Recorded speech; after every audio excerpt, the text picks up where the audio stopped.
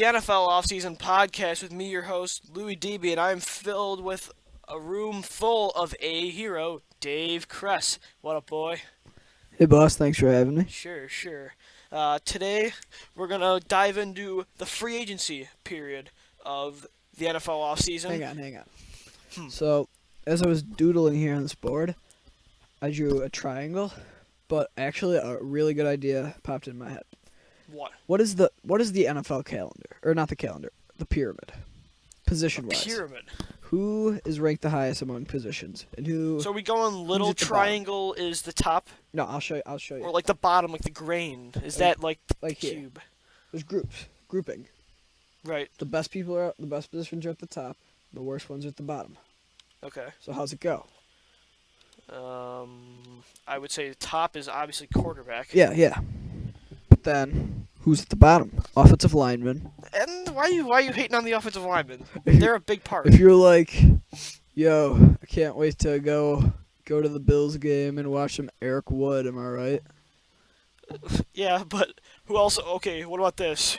I think that Doug I can't wait Legursky's to go gonna be a see bust. Casey Hampton and the Pittsburgh Steelers. That's defensive different. tackle. Eric Wood's the star of the good point. But at least he has exciting plays. Oh man, look at that block right there by If you watch some athletic offensive tackles, they're pretty exciting. Look at him go up the field and push him. Okay. Second. Running backs. Running backs? Receivers, they're I flashy. feel like running backs are slowly diminishing. Like, there's no one left. Running backs are receivers are flashy. And you know who I think's up there? Cornerbacks and safeties. Okay. Secondary. So let's put receivers second. Let's put safeties, corners third. Linebackers, yeah. Pass rushers. right? Yeah. That's but it. we all know offensive linemen are at the bottom, especially centers. Centers are guards. Guards, yeah. Who wants to be a right guard? Hey guys, I'm a right guard. Gross. Nobody tries to be a right guard, but if you're a big guy and you end up doing that, but no one strives to be a right guard. Would you rather be a right guard or a fullback? Fullback. Everyone who doesn't like a fullback? Am I right? Rhinoceros. That's the only fullback I can think of. That's Frank the actually Tank. Oh, the Coleman, the deaf guy from Seattle. Yes, Frank. Summers. Yeah. Summers. Of the Bills. That guy was... The only reason people like the Rhinoceros is because of his dance and his nickname. Yeah, the fullback is a dinosaur when it comes to the NFL positions. Alright, are we done with this pyramid? If you can agree that offensive linemen are at the bottom. Fine, offensive linemen. Wait, what about kickers and punters? Oh, they're at the bottom. Honestly, I think I'd rather be a kicker. I'd rather be a kicker. Than a left tackle? Yes. I'd rather be a left tackle. No, you wouldn't. Kickers You're don't do 300 jack. pounds. And then everyone is like, you have to do this one play. You haven't been doing jack. So pretty much if you miss, you're useless. Yeah, but... They're not even football players. They're They are soccer football players players. that weren't good enough to play soccer. But they That's can not kick far. true. Here's what they do. It's like for Pat McAfee. The guy's a boss. Yeah, he's a scumbag, too. He hit Drew Holiday, the little guy. He's a free agent, by the way. Drew Holiday? Yeah. Wait, He had Drew a Holiday's a point guard. Oh my god, I always do this. Trendon Holiday? Yes.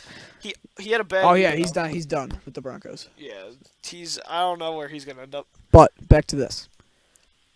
If I was getting paid hundreds of thousands of dollars to kick a ball, What?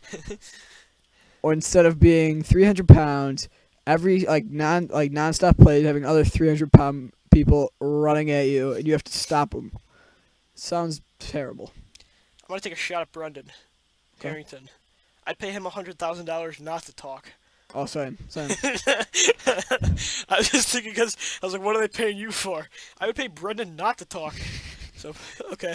It's kind of a little side shot. Would you rather be an offensive lineman starting in the NFL or an analyst for NFL Network? Analyst. All right, how about this? You could already see I've already retired as a organized football player. Yeah. My days as an all-star wide receiver and corner, they're over. Yeah, that After one the year. modified days. That 1 year.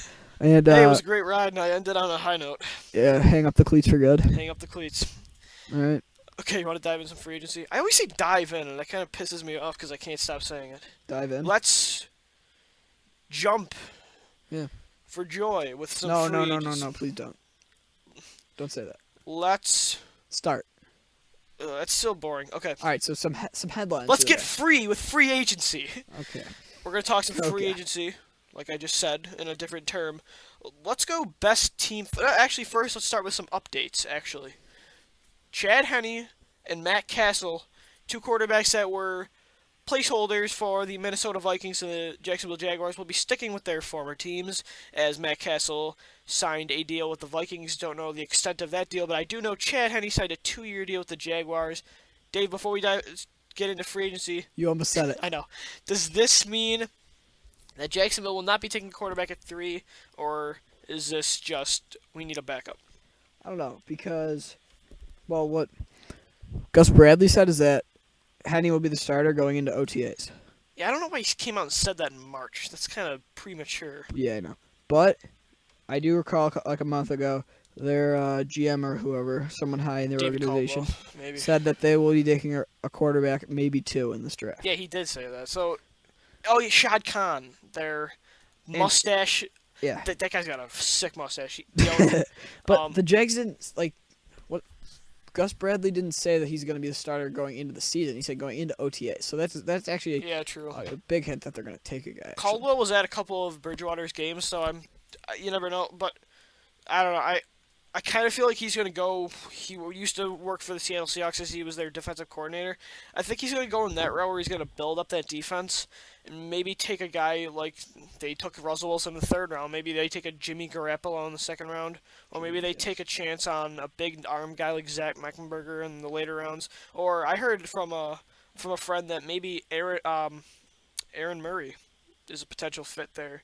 He's gross. Yeah, I don't like it either. I also heard Aaron Murray potentially the Bengals, but I don't really want to talk about Murray. But I think It's funny how yeah, if Andy Dalton won that playoff game against the Chargers, he's the franchise guy. he's Yeah, like everyone's there. talking No one about. talks about them taking a quarterback. Well, he's failed miserably, and because of him, they have lost 3 playoff games in a row in the 1st round. Even though I kind of partially blame Marvin Lewis too, because even before when Carson Palmer was their starter, they lost to Pittsburgh in the 1st round. When Pittsburgh went on to win the Super Bowl against Seattle in 2005, they lost in the 1st round to the Jets a couple of years later. So they have not won a playoff game in God knows when. I don't even know. It's almost been as long as the Bills. No. I think it's been since like I thought there was since the time they made the Super Bowl against the 49ers. I think they have like 1 playoff win. Since the Icky Shuffle, which, by the way, is the worst celebration I've ever seen. Just strutting side to side. But there's our quick little punch about the Jaguars, which we'll, of course, be talking about them a lot more. I mean, even last show, we got heated with Brendan about where the Jags and Browns are going to go. We cannot get him to budge at all about the Jaguars. So He's Brendan. He's a scumbag. if he's listening to this, he's probably just flipping out, get me in there. He's gonna be like, please. That's not even a question. Who said that? That was the I don't know. It was on another podcast, but I don't know which one. But it was a player. I think it was Terry Newman. Terry Newman. Man, he's shot. Okay.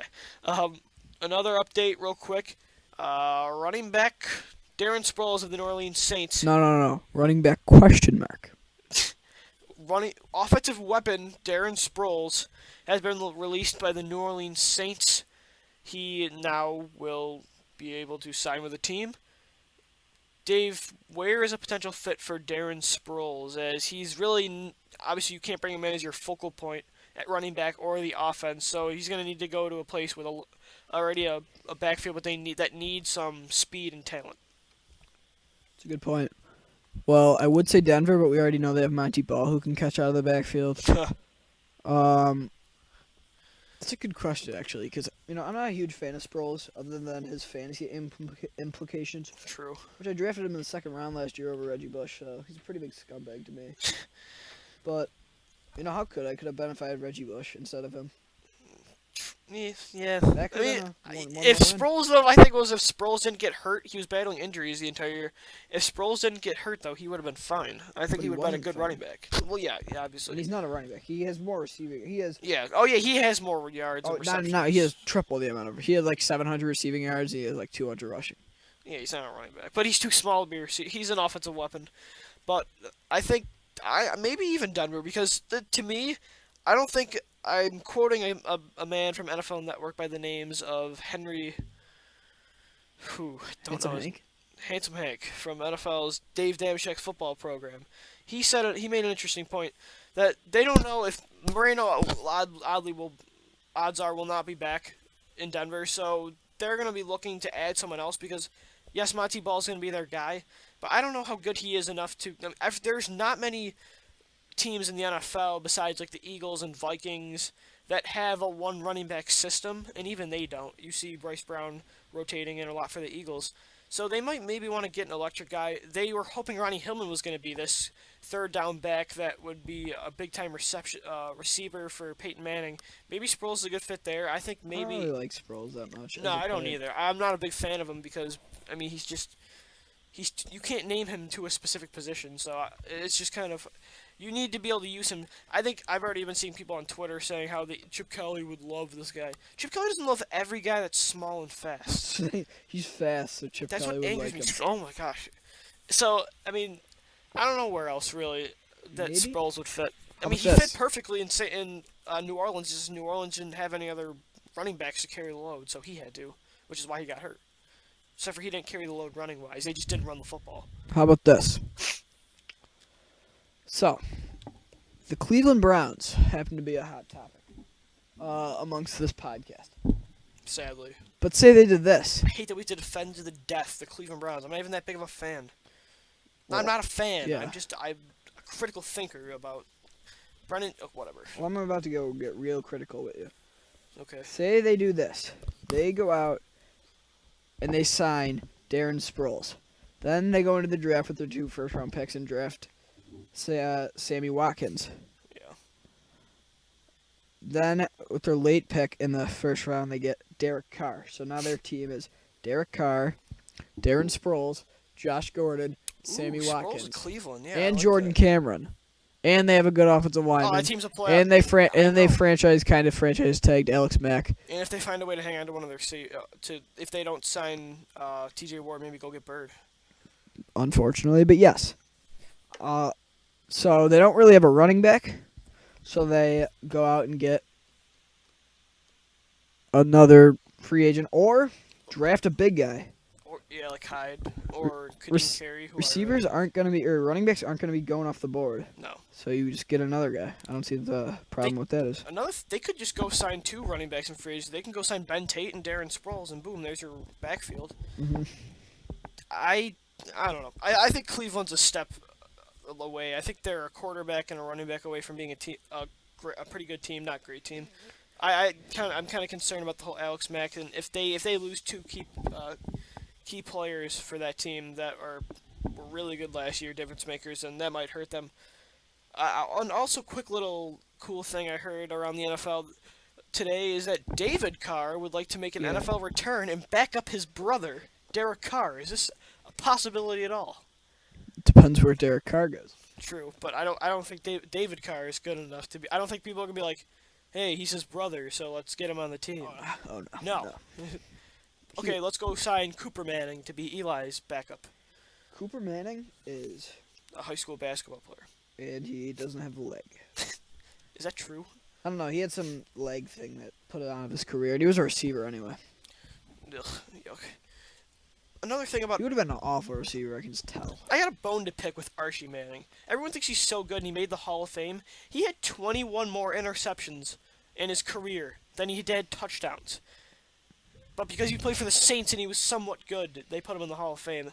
That just kind of, obviously I'm not old enough to know anything about Archie Manning watching him play, but I know for a fact that having that many more interceptions is not good.